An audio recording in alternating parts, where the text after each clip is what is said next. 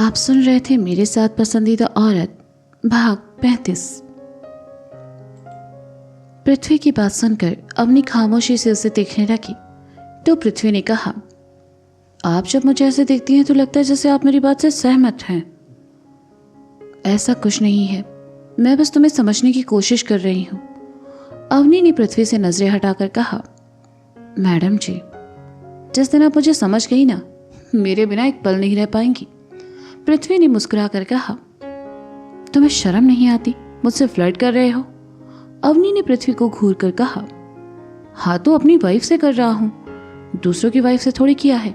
और ये फ्लर्ट नहीं है, मैं बस आपके सामने अपनी फीलिंग शेयर कर रहा हूं। पृथ्वी ने शब्दों को चबाकर कहा। अवनी ने उसकी बात का कोई जवाब नहीं दिया और चुपचाप अपना नाश्ता करने लगी। नाश्ता करने के बाद पृथ्वी दवा और पानी का ग्लास लेकर अवनी के सामने खड़ा था। उसके हाथ में दवा देखकर अवनी ने कहा, तुम क्या मुझे फिर से सुलाना चाहते हो? ये दवा खाएंगी तो आप जल्दी ठीक हो जाएंगी और फिर कल शाम के मैच में मुझे आपको चीयर्स भी तो करना है ताकि मैं जीत जाऊं। पृथ्वी ने हथेली पर रखी दवा अवनी के सामने करके कहा। अवनी ने टैबलेट उठाया और मुंह में रखकर पानी पीते हुए कहा, कल तुम्हारा मैच है? हाँ, सोसाइटी के ग्राउंड में एक मैच है, तो सोचा क्यों ना उसे जीतकर आपको गलत साबित कर दूं। पृथ्वी ने इतरा कर कहा। अवनी मुस्कुराई और कहा, तुम कुछ ज्यादा ही और कॉन्फिडेंस नजर आ रहे हो, मैं कल तुम्हें चीयर्स करने जरूर आऊंगी। अवनी ने कहा। ओह नहीं, पृथ्वी ने एकदम से चौंक कर कहा। क्या नहीं, तुम नहीं चाहते मैं कल आऊं? अवनी ने हैरानी से पूछा। कल तो जयदीप सर और टीम डिनर पर आ रहे हैं और कल मैच भी है, दोनों कैसे मैनेज होगा? आपकी तबीयत भी ठीक नहीं है, एक काम करता हूं, सर से कहता हूं कि डिनर अगले संडे रखते हैं। पृथ्वी ने कहा। पृथ्वी, मैं मैनेज कर लूंगी और प्लीज मैं बीमार हूं ये कहना बंद करो, मैं अब बिल्कुल ठीक हूं। तुमने उनसे डिनर का कहा है, अब मना करेंगे तो अच्छा नहीं लगेगा। अवनी ने कहा। लेकिन आप परेशान हो जाएंगी, पृथ्वी ने कहा। बिल्कुल नहीं, तुम हो ना मेरी मदद करने के लिए, हम मिलकर कर लेंगे। अवनी ने मुस्कुराकर कहा। ठीक है, थैंक यू। पृथ्वी ने भी मुस्कुराकर कहा। अब ये थैंक यू किस लिए? अवनी ने दूसरी दवा खाते हुए कहा। आप मेरे लिए इतना सब कर रही हैं, इसलिए।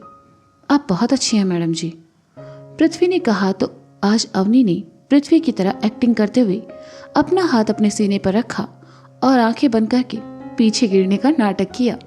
ये देखकर पृथ्वी मुस्कुरा उठा। उसने अपना सर झटका और कहा, आप थोड़ी नटखट भी हैं, अब आप आराम कीजिए, मैं नीचे जाकर आता हूं, जल्दी आ जाऊंगा। ठीक है, अवनी ने कहा और उठकर कमरे में चली गई। पृथ्वी भी बाहर निकल गया। सिरोही, राजस्थान। सुरभि ऑफिस चली आई और अपने काम में बिजी हो गई।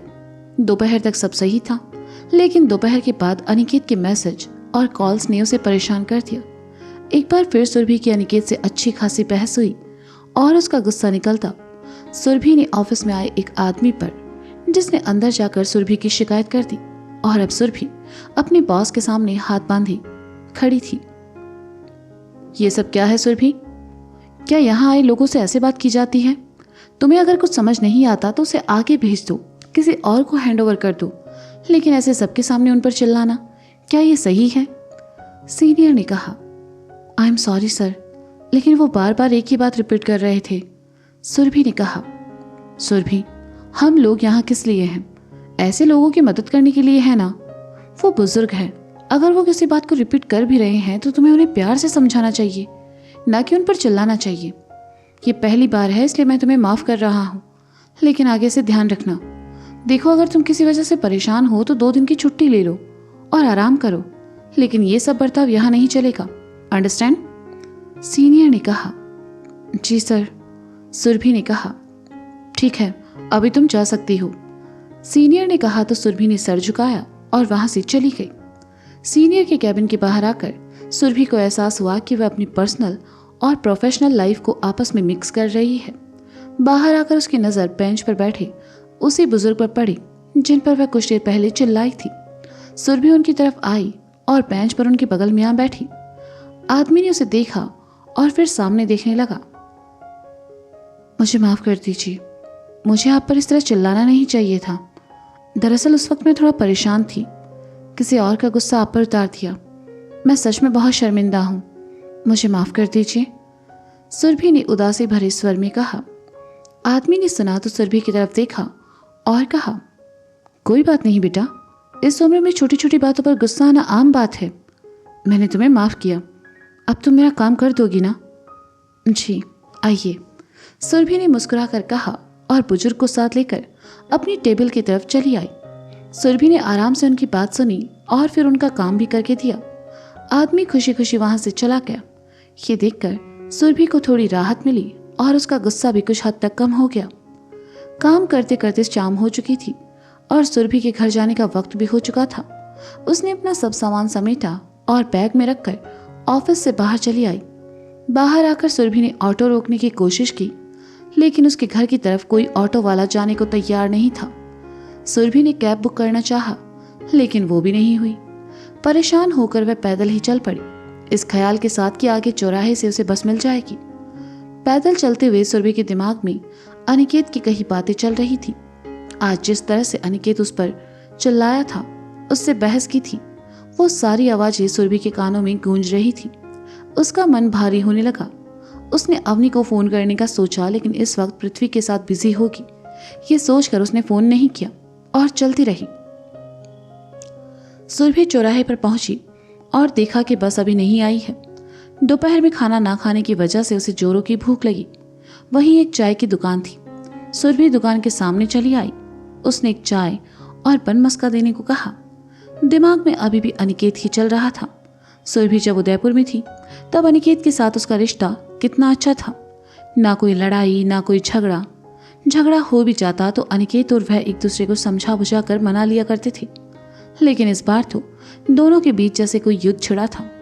ये सब सोचते सोचते सुरभि का सर दुखने लगा। उसने अपना ललाट सहलाते हुए सर झुकाया ही था कि तभी उसका फोन बजा। सुरभि ने बैग से फोन निकाला। स्क्रीन पर अनिकेत का नाम देखकर सुरभि ने फोन उठाया और कान से लगा लिया तो दूसरी तरफ से अनिकेत ने कहा, सुरभि, मैं आखिरी बार तुमसे पूछ रहा हूं, आखिर तुम चाहती क्या हो?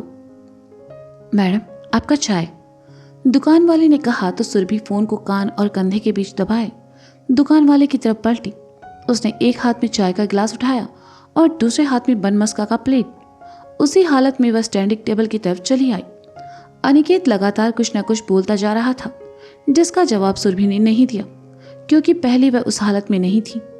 उसने चाय का गिलास और बन मस्का का प्लेट टेबल पर रखा और वहीं खड़ी होकर अपने फोन को कंधे से हटाकर हाथ में लिया और कहा, सुन बे बावली तरेड़, मैं सुनी जा रही हूँ, को मतलब ओ कोनी कि थारे मुंह में जो आवे तो बकतो जावे।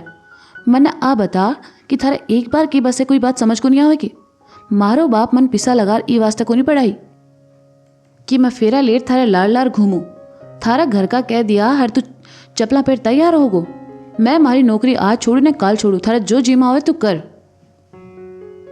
हाँ तो ठीक है, फिर बाद में मुझसे मत कहना कि मैंने तुम्हें बीच रास्ते में छोड़ दिया। दूसरी तरफ से अनिकेत ने गुस्से में कहा, तू मन ने कहीं छोड़े, मैं तने छोड़ रही हूं, जा गेलो नाप। और आज के बाद जो मन फोन करे ना तो मारू बुरी मत जान जे। सुरभि ने गुस्से से कहा, थारे से बुरो और मतलब इंसान कोई है भी को नहीं सुरभि, गुड बाय। कहकर अनिकेत ने फोन काट दिया। गुस्से से सुरभि का चेहरा लाल था और आंखें जल रही थी, दिल जोरों से धड़क रहा था। उसने चाय का गिलास उठाया और होठों से लगा लिया। उसी बेंच पर एक गिलास चाय और रखी थी और साथ में बन मस्का भी। और ये कोई और नहीं बल्कि सिद्धार्थ था, जो ऑफिस से लौटते हुए यहाँ चाय पीने के लिए रुक गया था।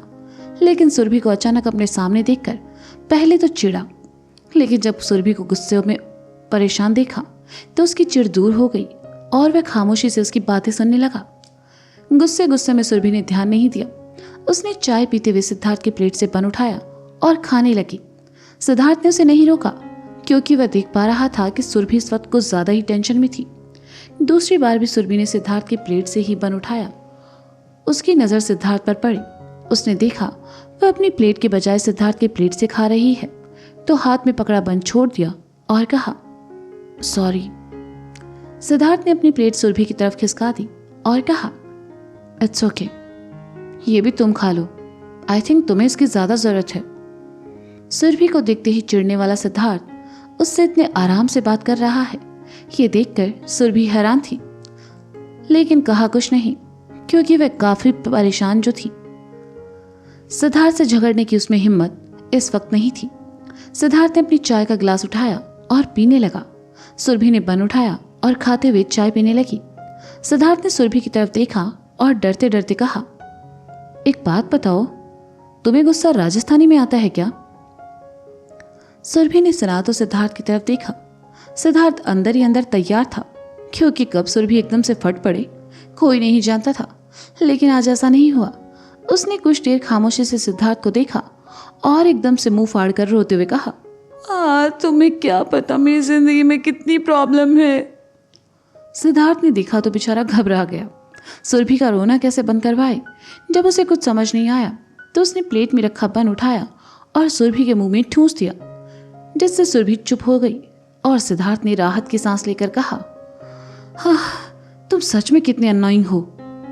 ब्रेड मुंह में रखे सुरभि ने सिद्धार्थ को देखा तो सिद्धार्थ पैसे देने दुकान की तरफ चला गया और फिर सुरभि के पास आकर कहा, तुम्हारा बिल भी मैंने दे दिया है, इसे खत्म करके घर चली जाओ।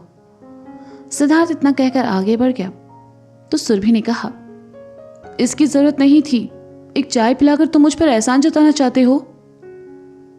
सिद्धार्थ पलटकर सुरभि के पास आया और कहा, तो तुम क्या चाहती हो? दारू पिला सकते हो, सुरभि ने रुआंसा होकर कहा। सिद्धार्थ ने सुना तो हैरानी से सुरभि को देखा और कहा, सच में कमाल की लड़की हो तुम, पिला सकते हो या नहीं? सुरभि ने गुस्से से थोड़ी तेज आवाज में कहा, चलो। सिद्धार्थ ने कहा तो सुरभि ने बचा हुआ बन उठाया और सिद्धार्थ के साथ चल पड़ी। रात के खाने के बाद पृथ्वी अवनी को अपने साथ लेकर अपार्टमेंट के बाहर नीचे फुटपाथ पर घुमाने ले आया, जिससे अवनी को बाहर की हवा खाने को मिले और उसका मन अच्छा हो जाए। फुटपाथ पर साथ साथ घूमते हुए दोनों अच्छे लग रहे थे। पृथ्वी के पास कहने के लिए बहुत कुछ था और अवनी के लिए इत्मीनान से सुनने के लिए वक्त। जितने प्यार से पृथ्वी अवनी की लिखी कहानियां पढ़ता था, उतने ही प्यार से अब अवनी उसकी बातें सुना करती थी। कभी उसकी बातों पर मुस्कुराती, कभी हैरान होती तो कभी खामोश हो जाती। पृथ्वी भी अवनी के सामने दिल खोल कर बातें करता था। उसे ना अवनी के जज करने का डर था, ना ही उसे कुछ छुपाने की चाहत। वह तो अवनी को अपने हर एक पल के बारे में बता देना चाहता था जो उसने अब तक जिया था। इत्तेफाक से आज रवि जी भी लता के साथ टहलने निकले थे। सोसाइटी एक ही थी, बस अपार्टमेंट्स अलग थे, लेकिन टहलते टहलते वे दोनों उसी फुटपाथ पर चले आए जिस पर पृथ्वी और अवनी चल रहे थे।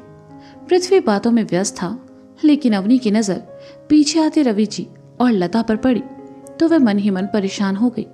उसे और पृथ्वी को साथ देखकर कहीं लता जी के मन में फिर से कड़वाहट ना आ जाए, ये सोचकर अवनी ने कहा, पृथ्वी, उस तरफ क्या है? वहां मिठाई की दुकान है, वहां बहुत अच्छी जलेबी मिलती है। पृथ्वी ने कहा, जलेबी? मुझे खानी है, चलो ना चलते हैं। अवनी ने जानबूझकर कहा, जिससे वह पृथ्वी को वहां से लेकर जा सके और उसका सामना लता से ना हो। ठीक है, लेकिन आप यहीं रुकिए, मैं लेकर आता हूँ, वहां इस वक्त बहुत भीड़ होगी, आप परेशान हो जाएंगी। पृथ्वी ने अवनी को वहीं रुकने को कहा और खुद वहां से चला गया। अवनी वहीं धीरे धीरे चलने लगी। कुछ देर बाद लता अवनी के बगल से निकली। अवनी को देखते ही न जाने क्यों उनके चेहरे पर गुस्से और नफरत के भाव झलमिलाने लगे। उन्होंने अवनी को एक नजर देखा और आगे बढ़ गई। पीछे आते रवि जी ने जब अवनी को इस वक्त अकेले देखा तो उससे आगे निकलते हुए धीरे से कहा, इतनी रात में तुम्हें अकेले नहीं घूमना चाहिए, पृथ्वी को साथ रखा करो। वो साथ ही आए हैं, वहां सामने गए हैं। अवनी ने दुकान की तरफ इशारा करके कहा। रवि जी ने कुछ नहीं कहा और लता को आवाज देते हुए कहा, लता, जरा रुको, मैं तुम्हारे लिए जलेबी लेकर आया, इस वक्त गर्म मिलेगी। रवि जी भी फुटपाथ से हटकर दुकान की तरफ चले जाते हैं। रवि जी के कहने पर लता को रुकना पड़ा। अवनी भी उनसे कुछ दूर खड़ी होकर पृथ्वी का इंतजार करने लगी। अवनी लता से बात करना चाहती थी, लेकिन उसकी हिम्मत नहीं हो रही थी। लता रवि जी का इंतजार कर रही थी। तभी उन्हें हल्का सा चक्कर आया और जैसे ही वे लड़खड़ाई, अवनी ने आकर उन्हें संभाल लिया और कहा, आप ठीक तो हैं? लता ने खुद को संभाला और अवनी का हाथ झटक कर उसे खुद से दूर करके कहा, दूर रहो मुझसे, समझी तुम? लता के धक्के से अवनी सामने से आते पृथ्वी से टकराई। ये देखकर पृथ्वी को गुस्सा आया, लेकिन अवनी ने फिर भी खुद को संभाला और लता की तरफ जाकर कहा, आप मुझसे इतनी नफरत क्यों करती हैं आंटी? मैंने तो बस आपको। अवनी, चलो यहां से, पृथ्वी ने थोड़ा कठोर स्वर में कहा। लेकिन पृथ्वी उन्हें, अवनी ने पलटकर कहा। तब तक रवि जी भी आ चुके थे। अवनी, मैंने कहा चलो यहां से। पृथ्वी ने अपने गुस्से को दबाकर उतनी ही कठोरता से फिर कहा।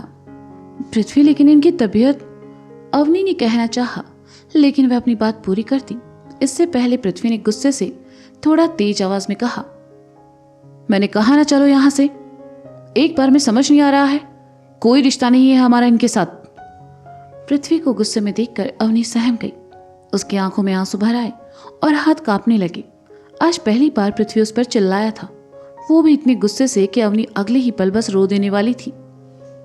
तो दोस्तों, पृथ्वी का क्रिकेट मैच और रात का डिनर, क्या अवनी एक साथ कर पाएगी दोनों चीजें मैनेज? अनिकेत की बातों से हर्ट होकर क्या सुरभि सच में पीने वाली है शराब? और क्या सिद्धार्थ देने वाला है उसे कंपनी? पृथ्वी का गुस्से में यूं चिल्लाना क्या ले आएगा उसके और अवनी के रिश्ते में दरार?